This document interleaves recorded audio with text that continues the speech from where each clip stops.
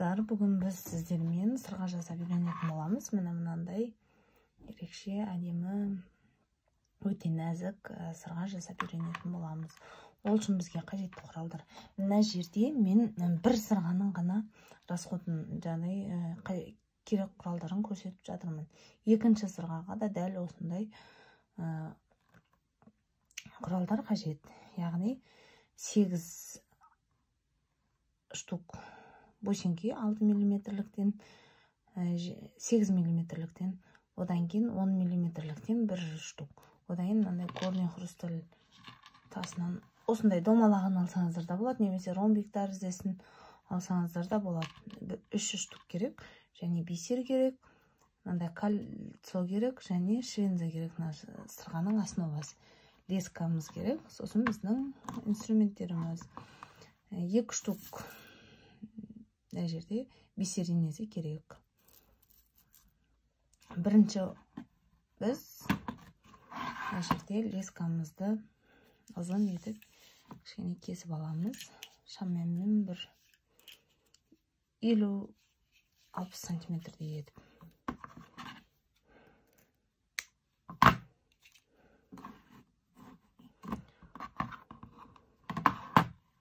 Содан соң лескамыздың 2 ұшы бар ғой.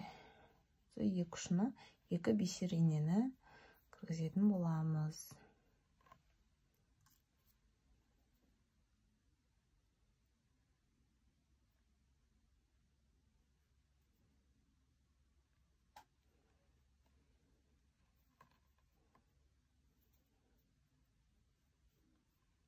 Мұның біреуін кіргіздім. Жылжып кетпеу үшін. Одан кейін мына ұшына екінші инені өткіземіз.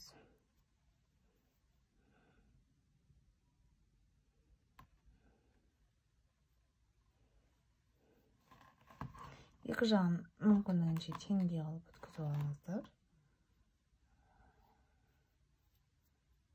Өздеріңізге ыңғайлы болу үшін. Аны біз инемізді лескадан өткізіп алдық. Енді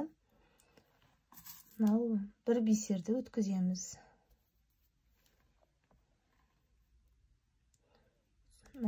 Одан кейін горный хрусталь тасынан біреуін өткіземіз. 2 инені бірге өткіземіз. Содан соң мына жерде қараңыздар, 2 инеден бірден бисер өтпейді. Сол себепті біреуін өткізіп түсіреміз. Содан кейін артынша екінші инені өткізіп алып, бисерімізді өткіземіз. Сол кезде бізде былай шықты. Енді одан кейін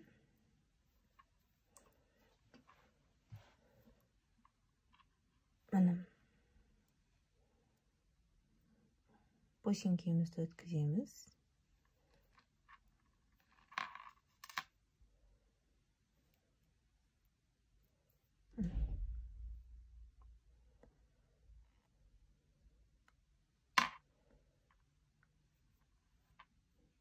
Бусинкемізді өткізіп болған соң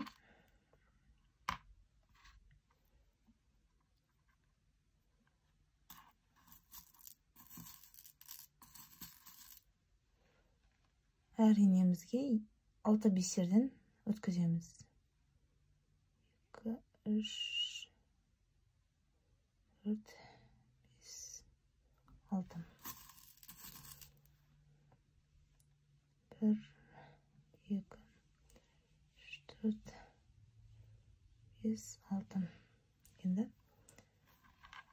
лескамызға түсіреміз. Содан соң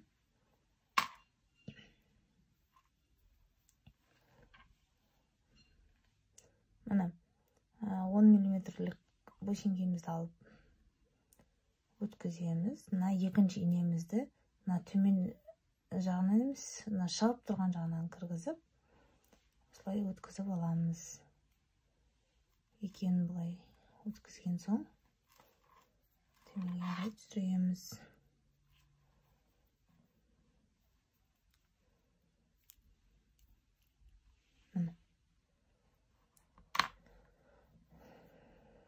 Содан соң әр инемізге бір бисерден дағы өткіземіз.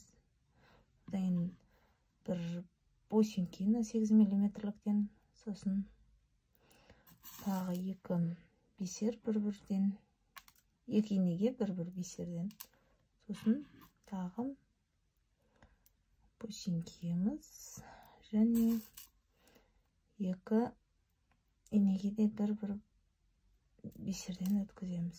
Сөйтіп төмен түсіреміз. Артынша 2 инені де бір хрустальный бисерден өткізетін боламыз. Сол кезде бізде мынандай сырға пайда болып жатыр. Енді 2 инемізге бір бисерден өткіземіз. Бір бисер және бір бисер. Содан соң бусинкемізді өткіземіз біреу. Содан соң тағы бір бисерден.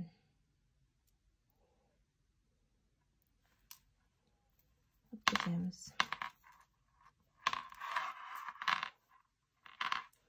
Содан соң мына жердегі бір бусинканы қойып, мына инемізді мына шығып тұрған жағынан екеуін X қылып өткіземіз.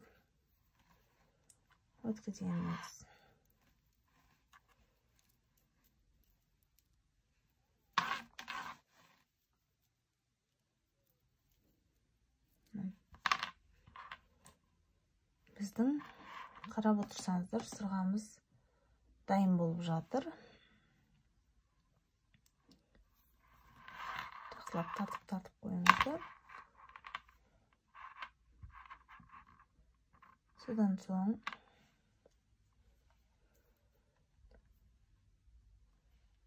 инемізге бисер өткіземіз.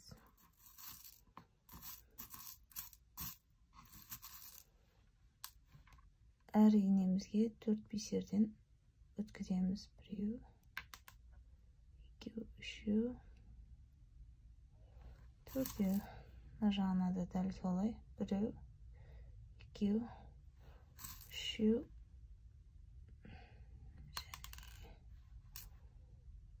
4. Төмен қарай түсіреміз. Содан соң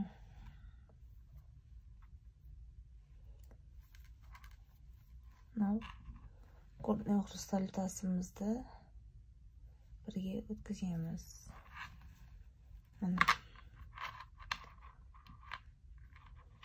Біздің сырғаның негізгі бөлігі шықты. Байқасаңыздар, өте әдемі шықты. Енді мына жақтан бір инемізге бір бисерді өткізіп, содан соң екінші инені сол шығып тұрған жағынан кіргізіп өткіземіз. Әне бұлай.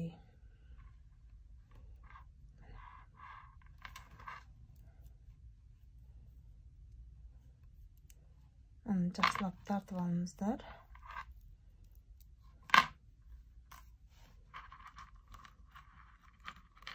Мына жерде барлығын тартып өткізіп аламыз. Содан соң мыналарды тартып, дұрыстап ретіне келтіріп аламыз. Оң жақ ине, сол жақ инедегі жіптерімізді тартып, себебі жаңағыдай қисайып тұрмасын, дәл ортасына келтіріп аламыз.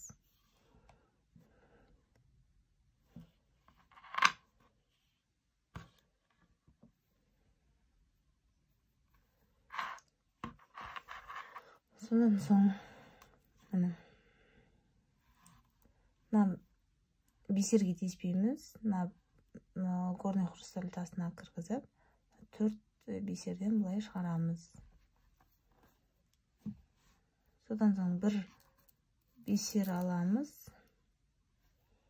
Және ортасынан дағы бисерді, бусинкиді, бисерді және горный хрустальдан өткізіп тартамыз. Мына көрдіңіздер, мына жерде бізде арасы мына бетінде ашық тұр, біреуі мына жағында. Жаңа біз жаптық оны. Енді екінші жағын тура осылай жасаймыз. Бірінші горный хрусталь және 4 бисерден өткізіп аламыз.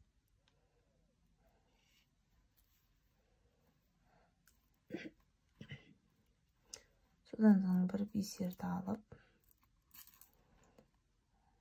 мына бисерден бусинки бисер және бусинки горный хрустальдан шығарамыз. Енді жерде тартылыпты. Міне бисермен лескамен кішкене сылжып кетіп қалады. Сол үшін жақсылап тартып дұрыстап қойыңыздар. Енді тағы бір бөлігімен тартып алдық. Мына жерден бисерге бусинки бисер, менде мына бисерім кішкентай болып, мына тесігімді болып тұр да, сол үшін ортасына кіріп кетіп жатыр. Мына ортадағы бисерім жүр. Былай кіргіземіз, мына жақтан шығарамыз. Ортадағы және мына жердегі бисерім мына ішінде жүр, байқасаңыздар. Кішкентай болып кіріп кетіп жатыр. Содан соң мына жерден бір бисер өткізіп, мына жердегі 6 бисерден өткіземіз.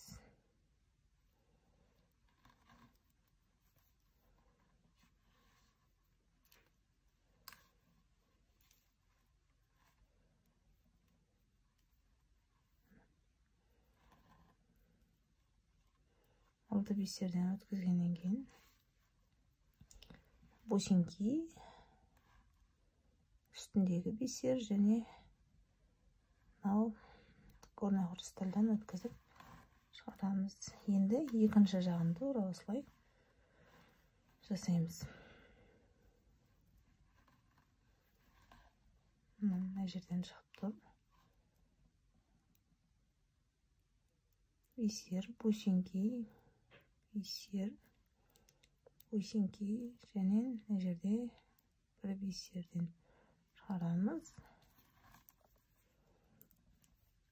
Сосын мына қараңыздар, негізі мына астында мына жіп былай астына кірген, мына жақтағы жіп астына кірген. И ортада бір бисердің орны ашық тұр. Сол орынға біз қазір бисер қосамыз. Сол кезде ашық орын жабылады. Бір бисерді алдық, 6 бисерден өткіземіз.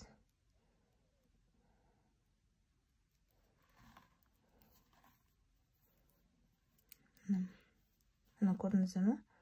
Біздегі мына жердегі ортадағы ашық жер жабылды. Бусинки, бисер және горный хрусталімізден өткіземіз.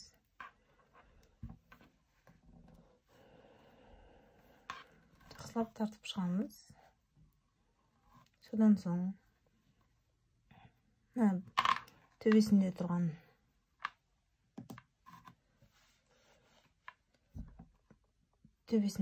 бисерден өткіземіз. Бағанағыдай.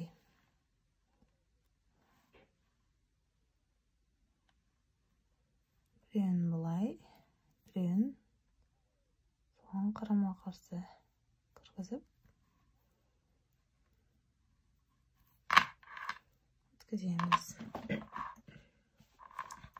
Енді осы дәл жаңағы келген жолымызбен дәл бұлай артқа қарай жүріп өтеміз. Жай ғана жүріп өтеміз. Кішкене лескамыз, жаңағы сырғамыз қатты болып тартылып тұру үшін.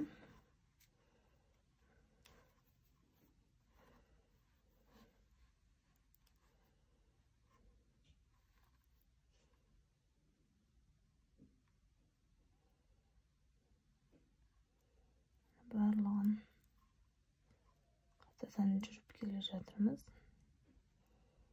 жерде бізде бисерлерimiz ортасына кіріп қалып жатыр.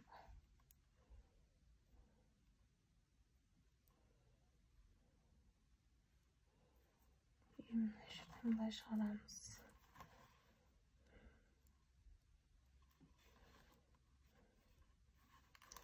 Енді мына жағын дәл солай өткіземін.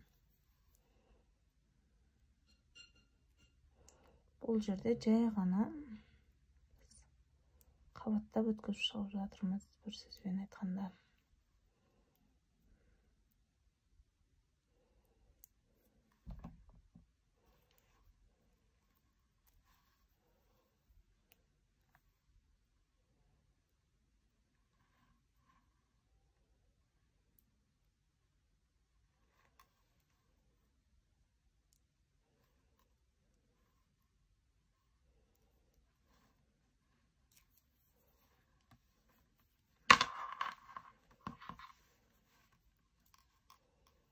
Өткіздік.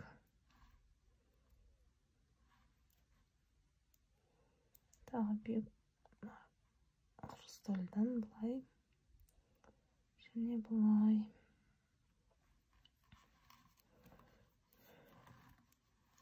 Екі жағын қатар алып жүрсеңіздер жақсы. Содан соң, мысалы, жаңа қазір мен былай шығарып қойып жатырмын ғой. Ол жерде, мысалы, осы ретте жүрген, мына ине осы ретте тұрғанын көреміз.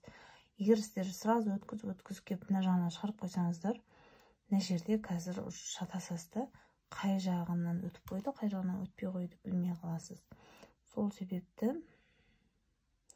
міндетті түрде ортадағы біріктіріп тұрған бусинкилардан емес, андай бір шетінен шығарып қойыңыздар. Сол кезде өздеріңізде қай қатарда қай ине тұрғанын білесіздер.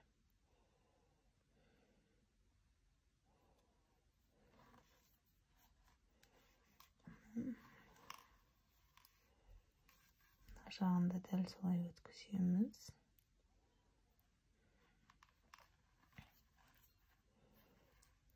Енді біздің инеміздің негізгі формасы дайын. Мына инені бұлай, мына инені бұлай өткізіп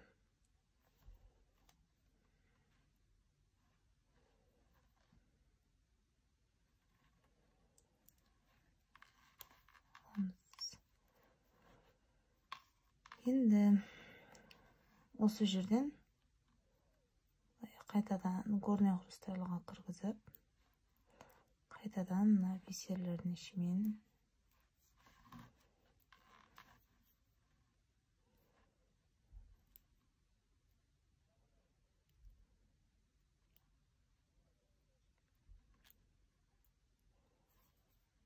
өткіземіз.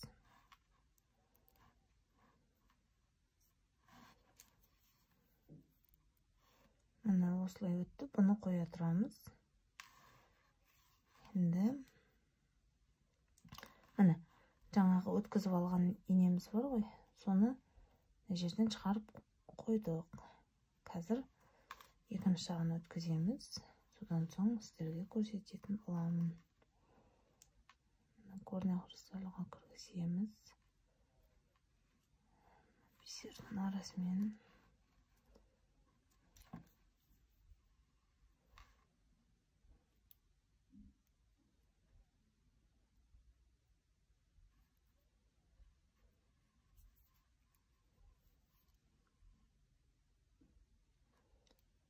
өткіздік. Мына екі бисерді өткіздік.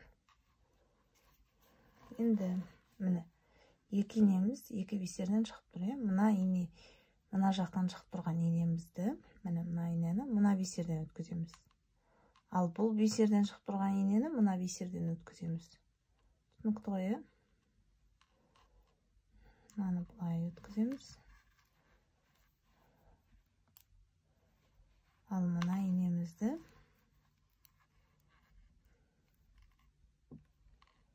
мына бисерден шығып тұрған инені былай өткіземіз.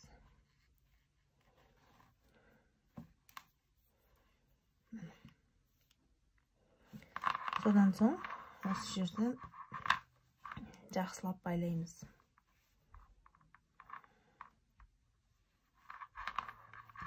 Инелеріңізді алып тұрып байласаңыздар да болады.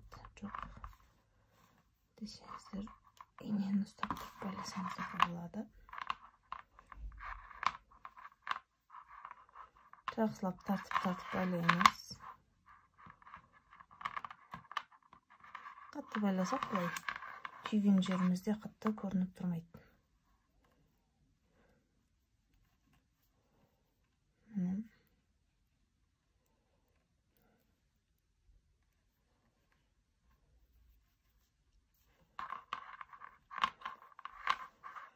Үш рет байладық, тағы бір рет байлай салайық. Жақсылап тартып. Енді осы жерді негізі күйдіру керек. Бұнышы тура осы түбінен қырқып тұрып күйдіріп жіберу керек. Бірақ мен оған кеңес бермеймін. Жай ғана қатты жақындатып тұрып, қатты байлап болып түбінен қырқсаңыздар, соның өзі жеткілікті. Себебі күйдірген кезде әркімде әртүрлі жағдай болып, тіптен есеп қалуы мүмкін да. Жаңа күйіп, бүкіл лескаңыз шашылып кетуі мүмкін, еріп ше. Сол себепті мен оған кеңес бермеймін. Енді біз кольцомызды саламыз. Кольцомызды ашып аламыз бірінші. Содан соң негізі бисер тұрады.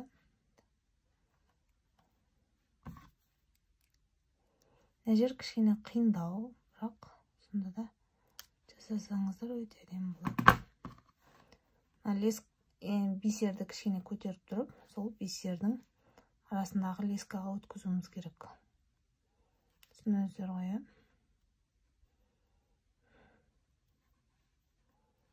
кішкене қиындау, бірақ жасау керек бізге. Өткіздім. Әрең өткіздік қой, құдай.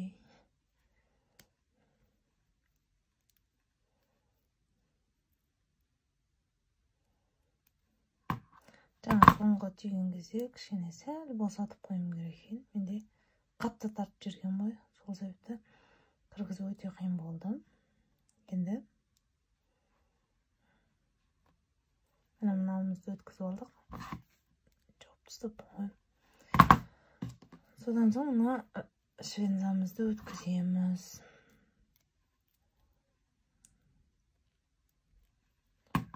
Жаптық. Мына біздің ерекше әдемі сағаларымыз дайын болды.